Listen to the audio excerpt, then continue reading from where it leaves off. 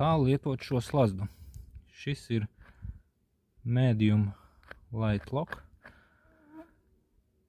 Kas viņā slēpjas un kas viņā tik īpašs? Viņam ir mazs senkurs. Viņam tam ir slēdzene un granulas. Granula tvertne ir pastiprināta, jo tā ir jānotur tad viss spriegums.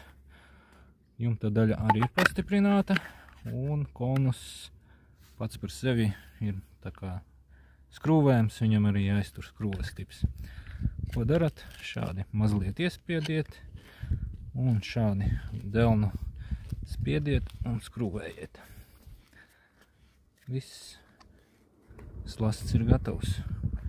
Kas jāizdara tālāk? Noņemiet jumtiņu, noņemiet granulas, šeit pieberiet iekšā granulas, šeit ieliet pievilinātāju, salieciet visu atpakaļ. Šeit ir jānāk ir tas brīdis, uzlieciet un grieziet, jumtiņš nokritīs un aizgrieziet. Un viss slasts strādās.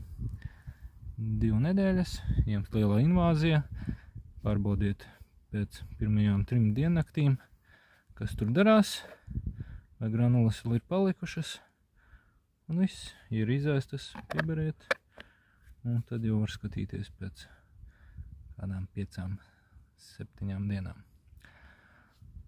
Pievilinātais atkarībā no receptes strādā no 2 līdz mēnesim, un viss notiek. Gliemeži paši atnāk un aizlien un vairs neatnāk.